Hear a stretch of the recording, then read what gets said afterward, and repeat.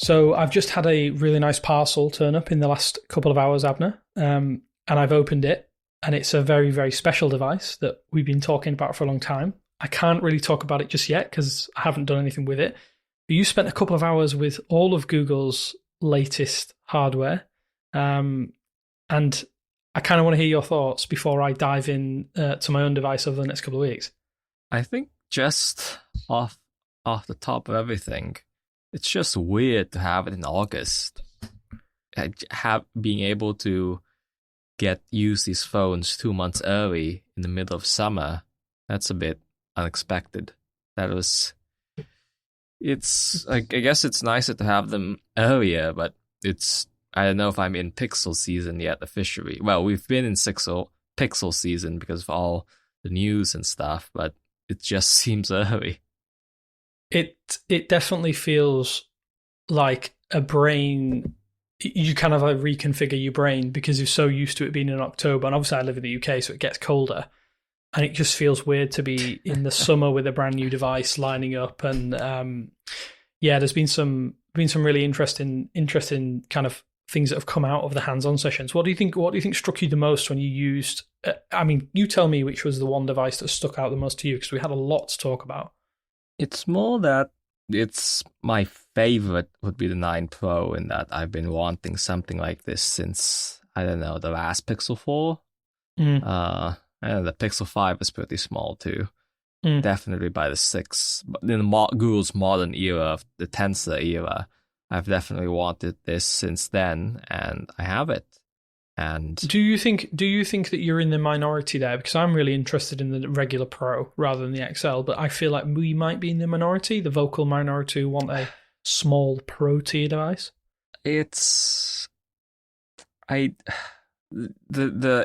age-old adage of like the past 10 years is that people say they want a small phone, but they always end up going to the big screen. And not that it makes sense, people, especially if this is your primary computing device, that you want the absolute biggest screen. But I think there's enough people out there, hopefully, fingers crossed, to sustain this. And I hope this is enough for people to buy it, and that serves as a good signal for Google to keep making it, even when Apple couldn't sustain it with the mini line a few years ago. So I think there's enough people out there who will be interested in this device and get this device. I am pleased that Google has decided to do it. I'm not going to lie. I think there's been a clamour for it for a while. I think because we went at almost 2 tiers before. I think having 2 tiers but 2 options in that upper tier makes sense because of obviously the old adage of Pixel 4 XL. I think that was when it ended, right? That was when it ended officially, that they had concurrent and same internals, premium, as it were. Yeah. Mm-hmm. Yeah, I feel like this makes a lot of sense. But how did you feel? Because I'm quite impressed that they've managed to do it in the same chassis as the Pixel 9, because obviously from a sustainability perspective, they're offering cases, and I like the fact that you can use the cases across the 9 and the 9 Pro. Did you pick up the 9 and think, oh, there's justifiable difference between the 2 pricing structures, or what was your initial impressions when you picked up both phones side by side? They face on, screen off. They look pretty similar. Identical. That's hard to deny. The hand feel, how the bezels feel, I think that's the main differentiator there, besides obviously looking at the back. It's the interesting thing I'm thinking about is that the Pixel 9 is $799, the Pro is $999. So for the people who would want the cheapest Pixel, I do wonder whether they'll see a $200 price gap and think it's worth jumping, worth upgrading. So I wonder if Google's opportunity is there, since $200 is not the biggest price difference. I guess you can always apply it every single year for the past few, but I don't know, $200, be that extra camera. I think telephoto is something you can really demo. I wonder if that's enough for people to make the upgrade. I think I may have mentioned this in a podcast previously. I feel like the touch screen, that pinch gesture that was highlighted by Steve Jobs so long ago when he demoed the iPhone touchscreen, is I think that pinch to zoom in is almost ingrained within people. Absolutely. And I think that's one of the reasons why I think an actual dedicated telephoto zoom lens makes a lot of sense, because I would ditch the ultra wide. Apart from my meme based selfies, genuinely I would. Agreed. If it disappeared, if they said you had to ditch one, I would definitely ditch the ultra wide, because I think just think from a tourist perspective, I think if you have a small phone that fits in and out of your pocket, you have all of that zoom capability in such a small package, you're going to benefit from that, rather than having an ultra wide and get that one landscape shot and that's it, because you can unearth details in scenes, in settings, in everywhere you want to go. So yeah, again, the Pro is definitely the one that I think we're both in tandem in our thinking of that. What in terms of the biggest one? Do you think is enough of a difference for people to want that extra screen real estate? Is it more pronounced this year?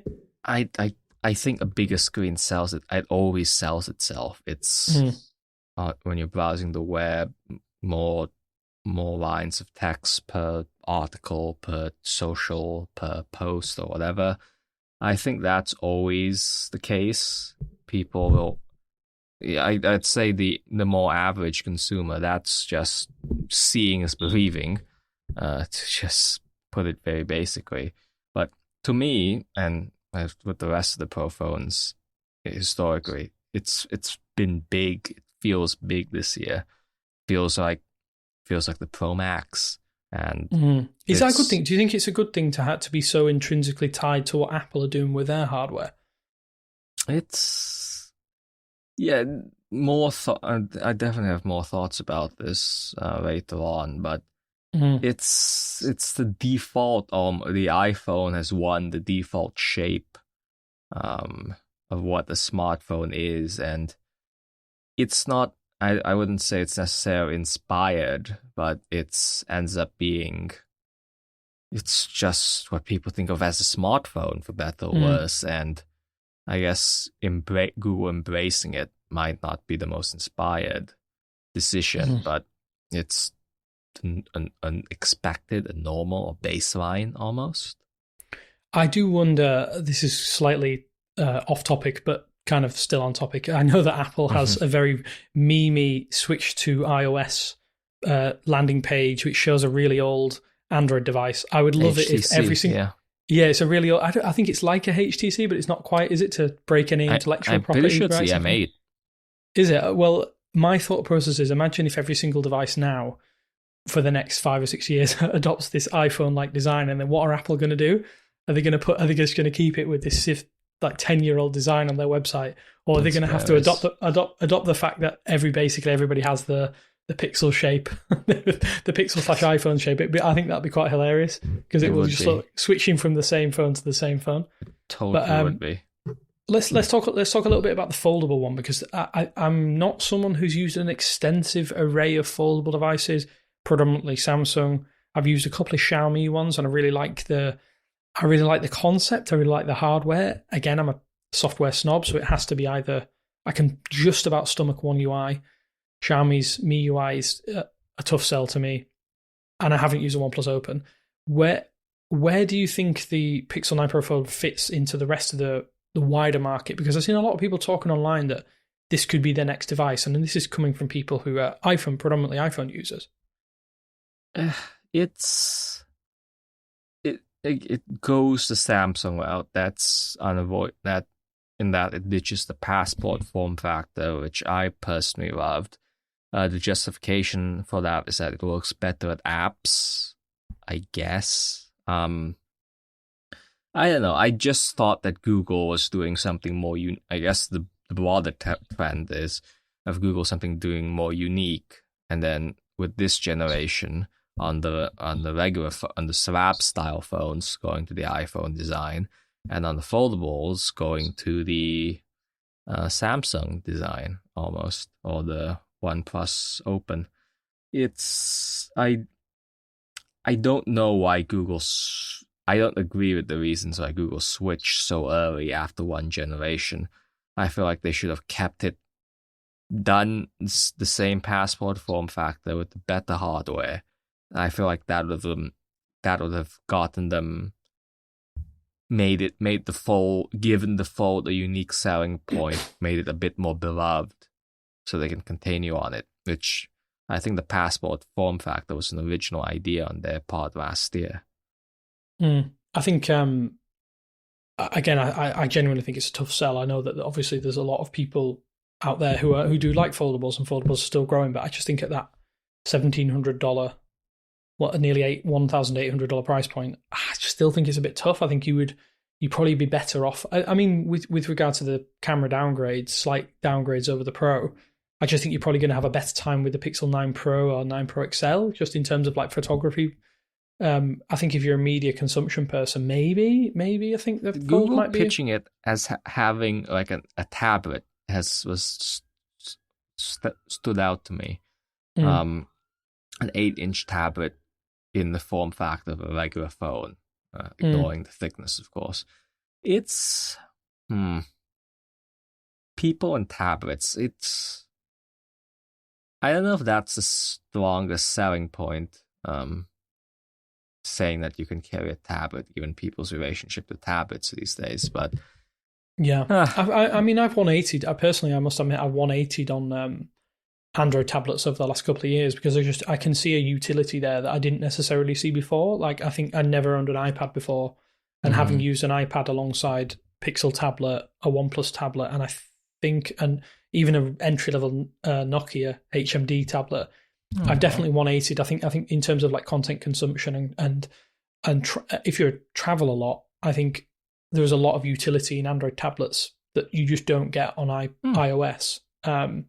In terms of like downloadability, accessibility of applications, all that kind of stuff, that because it's an extension of your phone, you have a lot more phone app access, whereas iPad is its own little siloed away version of iOS. So yeah, I think I can see why Google would go down that route, because obviously we had that Android 12L, which was designed to improve that larger form factor. But I'm very intrigued to see what happens with the sales of these, because we've had a little. Would you call it a bodged launch, or a bit of a I feel it's a strange launch staggered window. Staggered launch. Yeah, it seems confusing. Okay, in an ideal world, there would be no change, that the hardware would be ready after it's announced. But if they are moving their launch schedule to August permanently, I think this is their like one excuse. This is the one time they can get away with it.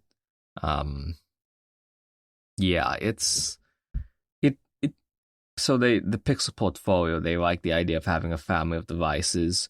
I think the watch and the buds coming so late both just made natural sense. You get a new phone, you have new earbuds. In this current model, you get a new phone, and then you have to you have to transfer your old watch, you have to repair your old buds and all that. It's not a perfect ecosystem look, but if this year they had to do it, they were forced to adopt staggered schedule. It is what it is, but they absolutely cannot continue going forward. Yeah, I think the confusing aspect of that as well is that the TV stream is in there as well. So you kind of are going to have, I mean, for the next few weeks, we're going to have, in the next like 5 or 6 weeks, we're going to have like a launch every week, but what feels like something like that. So I mean, it's going to be great in terms of if you're interested in the Pixel ecosystem, you want to learn to see all these products, and you can see them one by one. It's not all at one day, and it's not all confusing. Mm-hmm. But I think, like I agree with you in the respect that it's fair this time, but it can't continue to do this if they're going to do this August launch every year. Especially as I think it could damage some of the heightened interest in the product lineup, in that they have maximum number of eyeballs on them just before the iPhone launch, and then they have all these products that come out probably just in time for the iPhone keynote. So people are going to be looking, which one should I have pre-ordered? Have I jumped too early here?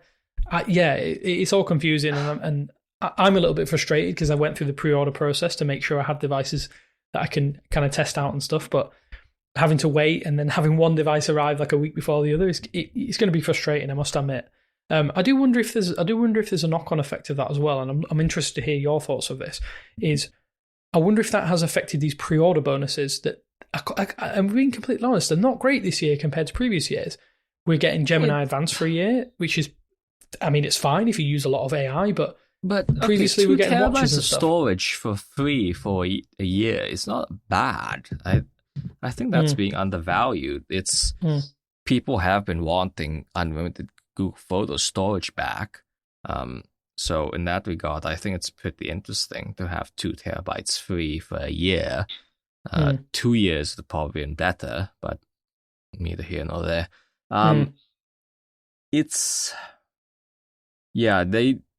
So Gemini Advanced is the reason for this. They want you to have Gemini Advanced. They want these Pixel owners to have the absolute latest bleeding edge of AI. That's why they're doing this. But it remains to be seen what the AI does, how good it is. That's the issue. But yeah, the soft pre-order bonuses, and you go from a tangible watch, or a discount on buds. It is a bummer. That can't be ignored. It's the AI thing. We'll see how it goes this year. We'll see whether the AI can deliver. Gemini Live can deliver.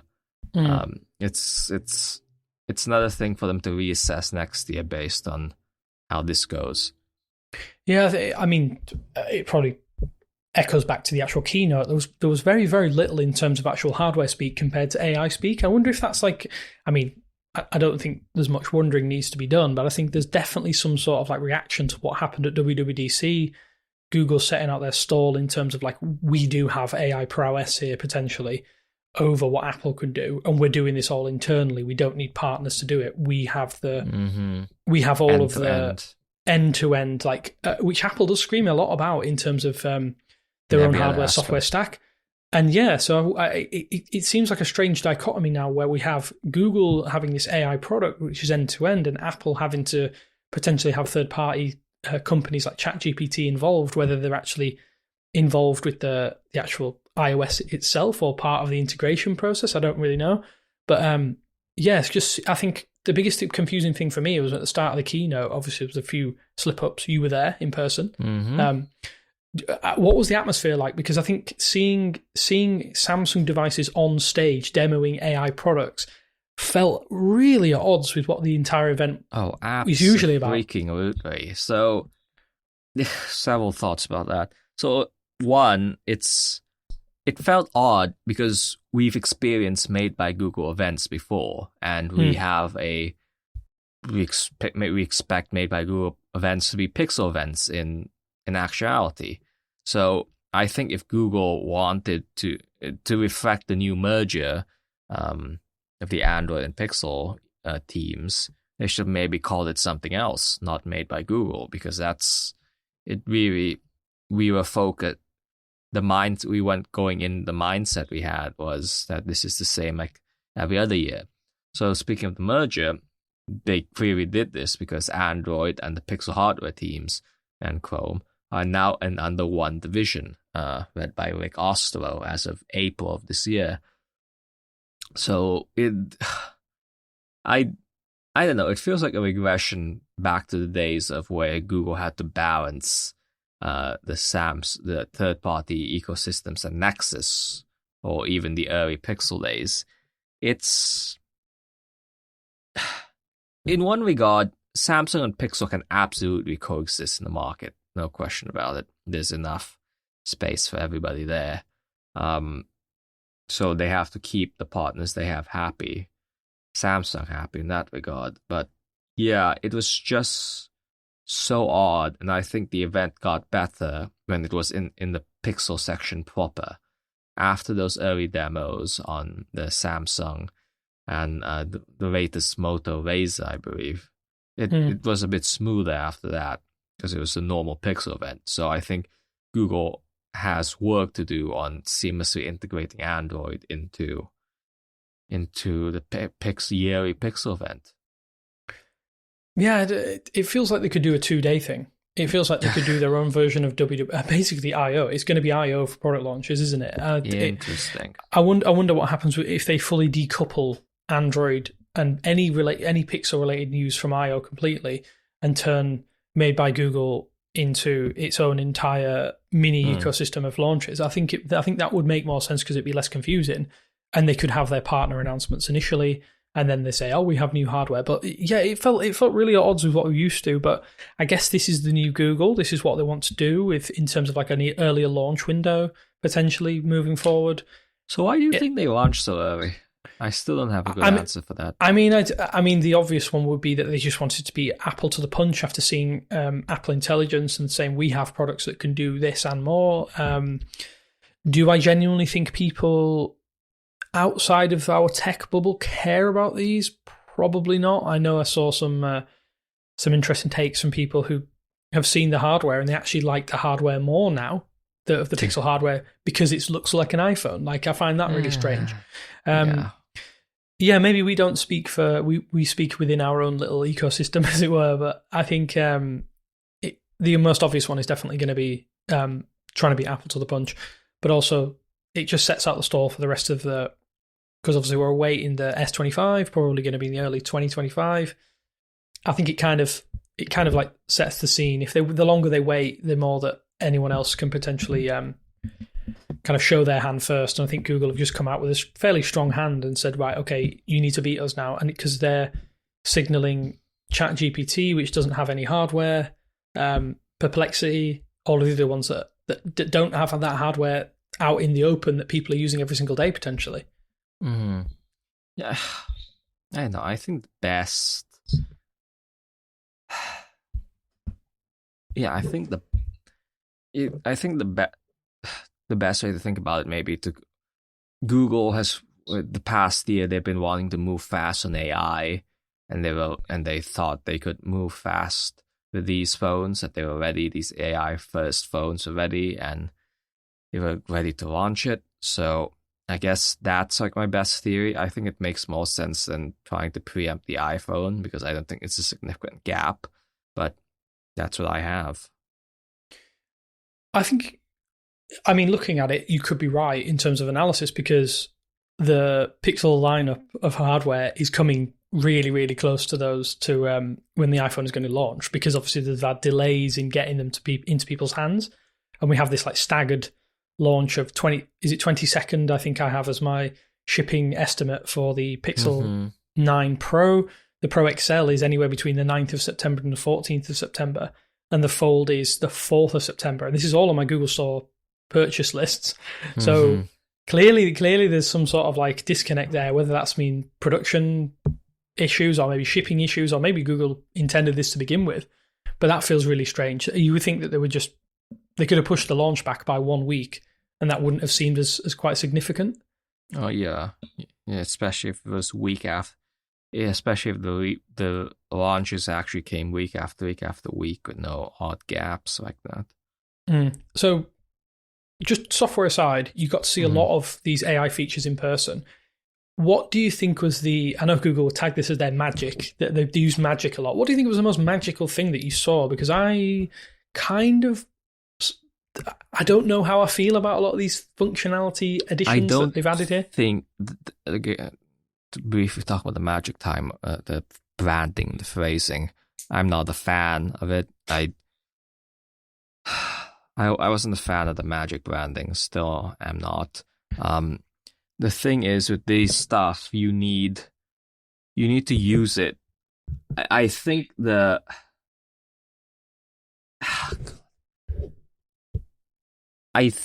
idea there was like shock and awe almost, that you see a good feature and then you're interested in it. But in actuality, and I'm not sure if this is more because we're reviewers and tech enthusiasts, that did not work on me. I think like I need to use it more to see how it fits into my life versus the prescribed example they gave on stage, the fake scenario they gave on stage. I just think I need to use it before I can really be.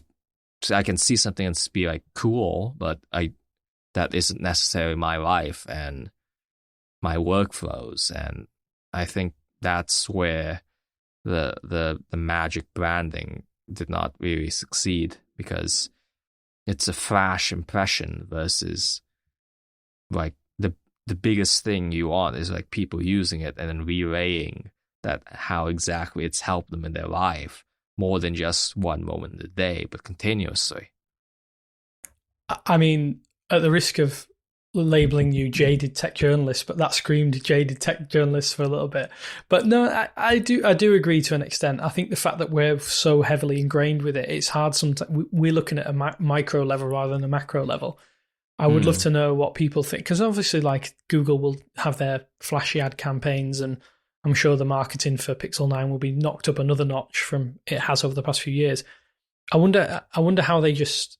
It felt like over the last couple of years, and obviously I'm talking from a UK perspective, they've tied the product to people who are going to be on TV a lot in terms of like ads, like sporting events is a good way to advertise your product because there's lots of sporting events on TV. And I feel like they've doubled down on Best Take last year. I saw the Best Take ad about 400 times. I wonder if the Add Me feature and stuff like that, they can show that in such a short space of time, because you only get a fleeting amount of attention from someone, don't you, to really impart what your product is going to do, what it's going to offer. Was there anything where you thought, okay, I could see someone who doesn't necessarily know tech trying this feature out for themselves? Like, I don't know, whether it be Pixel Studio, whether it be some of the Gemini Live demos that you saw that are going to go, wow, this could genuinely affect me day to day, like a random person, not me or you, that is. As always, I think the camera wins out in that versus the AI assistant stuff. That I think the best thing I've heard about Gemini Live in terms of how to think about it is that it's an expert on every single subject that you can talk to in a conversational manner. Yeah, that's like the best pitch I've heard, and like the world's knowledge, Wikipedia in talkback form. That might be something. If I don't know, it's something I need to use. We need to keep using to see the value, but I don't necessarily think that best argument for Gemini Live is out of the gate. I don't think that's an immediate, oh, I get it. Yeah, it's a strange. It feels really strange how everything's going to get positioned, but we'll know in the next few weeks, I guess. So away from Pixel smartphones, away from the AI, the Pixel Buds Pro and the Pixel Watch. We'll talk a little bit about the Pixel Watch first, because this is the first divergence of the Pixel Watch lineup. It feels like we've talked about Pixel Watch for a long time, because obviously had that scrapped version, it re-emerged.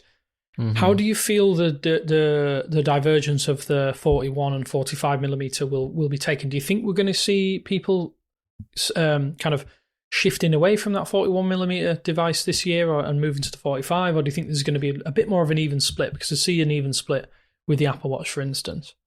So as a person who likes smaller watches, using the 45, I was quite surprised at bigger watch, bigger screen, you obviously get to see more, but I was surprised by how much more. I think it's a meaningful difference, and like my basic takeaway is, as somebody who has small wrists and wants something smaller on their wrist, the 45 is very tempting, and I'm really eager to test it out.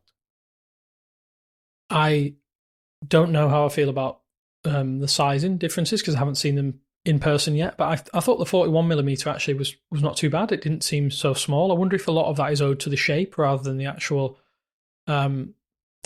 the meaningful chassis increases. I know that the square-sized shape means you're measuring corner to corner in terms of actual screen real estate. I wonder if that round shape makes a big difference. How did you feel the bezels were, though? Did you think that there was a noticeable decrease in the bezel size on both devices? Not really. No, the bezels are Oh, still that is a there. shame. That is a shame. I mean, I guess it's hidden well. And obviously they've improved the screen over the previous generation, even again. Is that a meaningful change? Because I never really had any issues with readability and visibility with the Gen 1. I've increasingly become more like it. I mean, looking at the Pixel Watch 2 right now, it's when it isn't a black background and when the content really does get shrunk down in lists, in like messages. It's really quite a small screen with big bezels. Yeah,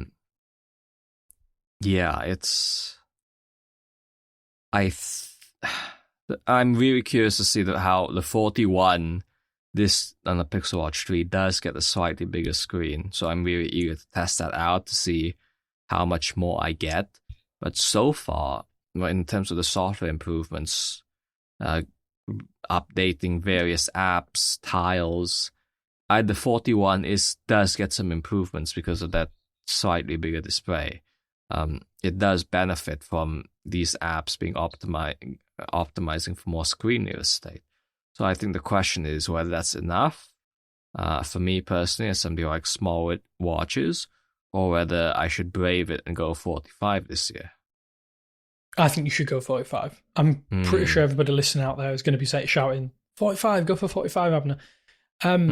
Do you think Google really shouted enough about the Pixel Watch series? Because I know there's a couple of features like that loss of pulse detection, which no other smartwatch has that right now, does it? I think no, it doesn't. Why was this barely even? Was it even glossed over? I can't even remember a mention of it in the keynote, because that is one of those things.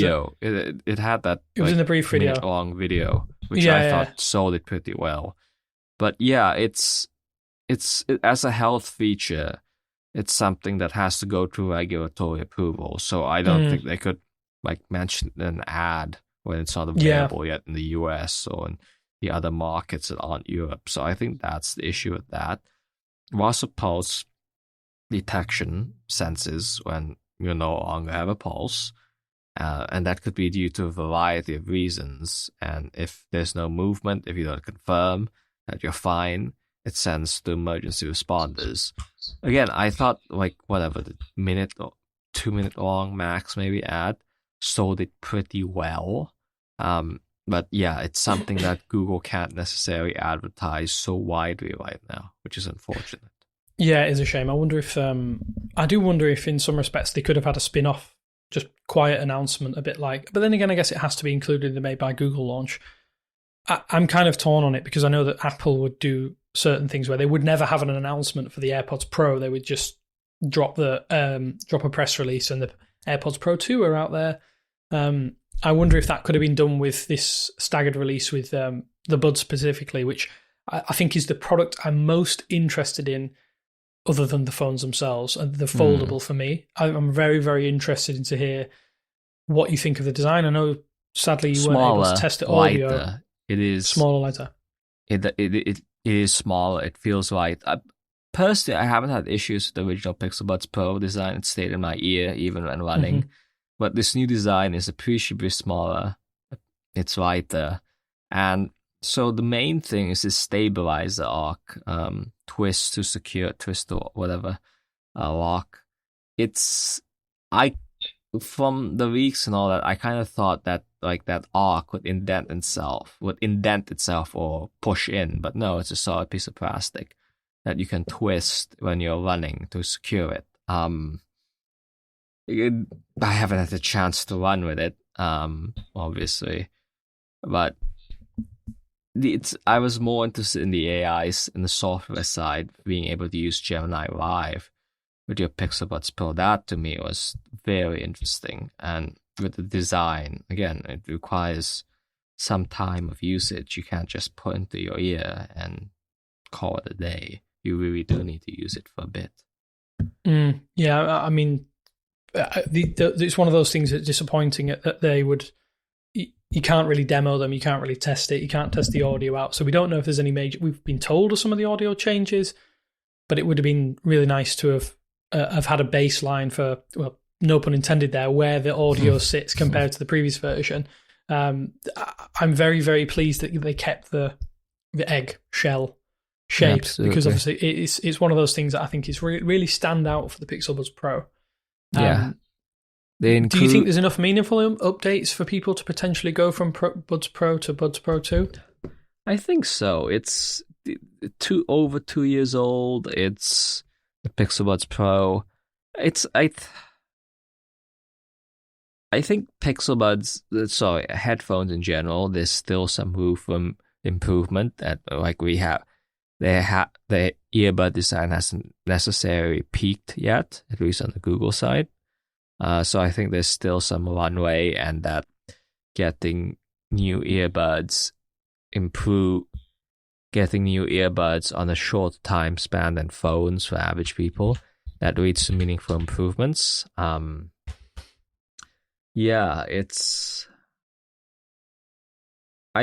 think of all these products, it's the cheapest at $229. So I think it's worth just trying it, and if it doesn't work for your ear, return it. But in the meantime, I think it's worth trying because it does feel lighter and it is smaller in your ear, so that might be a big enough improvement for most people. Yeah, I do like the color options as well. I think Google did really well with the color options across the board this year. I think there's a lot of, as much as we maybe haven't had as many playful colors in terms of the phones, I think that the accessories always quite I'd nice. warn that hazel is pretty grey this year compared to on the Pixel 8 Pro, on the Pixel 9 Pro. Hazel and peony is the other fun color, but compared to the Pixel 8, which also had hazel, the Pixel 8 is a bit greener, and on this year's phones, it's pretty grey. So just keep that in mind, or check it out in person if you're not going to put it in a case first. Mm-hmm. I mean, I don't know which. I can't remember which color I've pre-ordered. I think it might be the hazel, thinking that it would be a nice color option. If it's grey, then it's grey. That's just how it goes. Yeah, I think we won't have any thoughts on these devices for a little while. We have a lot of testing ahead of us, a lot of comparisons, a lot of options, and things to just run on the devices. I'm very excited to get some of my devices unboxed and give them a run for the money and get the SIM out of the... It feels so weird having that 10-month launch window and having 10 months for the device as opposed to a full year. Because, I mean, obviously by the time most people get their devices, it could be 13 months from pre-order to pre-order and having the device in hand. So, yeah, I'm hoping for some differences, because I know people have been a little bit disappointed by the Tensor G4, but I know that there's some improvements to how it processes AI, which, again, if you're selling a device on AI, it's got to be fast at processing AI on device. I don't know if you had any other minor thoughts from your hands-on session that people wouldn't necessarily pick up on. The charger is the new 45-watt charger, $29.99. I really wish the prongs would fold in. That's kind of my thing. Could have been nice compact charger. I don't know what it will look like in the UK version. I think it will be quite bulky with the 3-prong plug. That's why they don't want to design something so drastically different for just the US market or Canada. Yeah, I mean, don't get me wrong. I'm very jealous of you guys having a compact plug, but I'm definitely a UK plug enthusiast. I think we have the safest plug. Type G is the winner. Everyone wants a Type G plug. Just don't ever stand on them, because it's worse than standing on Lego. But I think we'll have some thoughts. We'll have some thoughts in the coming weeks. Obviously, with the staggered release cycle, we can revisit each one either here weekly on the podcast. But yeah, if you haven't already seen our coverage, read our coverage on site, we have loads of things that have come out. And before I want to dip off, we had one minor announcement: was Zoom Enhance for Pixel 8 Pro. That should be rolling out right now. Google announced it quite quietly in their Pixel 9 camera features blog post, and it kind of snuck in there.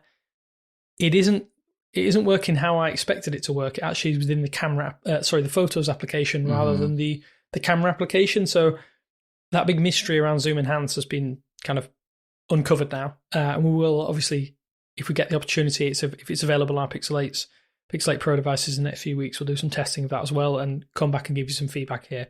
But yeah, I think Made by Google was an interesting one. It was not how we expected it to be. There's I think there's going to be a lot of fallout. I don't know if you agree with me there. I think there's going to be a lot of people questioning why it was like, if the device is hit, then I don't think there's any question there. If the device is missed, then people were wondering, why did you put the launch window so early? But very interesting. Again, more thoughts in the next few weeks. This has been episode 21 of Pixelated. Just want to say thank you, Abner, for joining me again today with my mini rambles. And thanks to everyone. Yes, and we'll speak to you soon. Thanks, guys. Bye.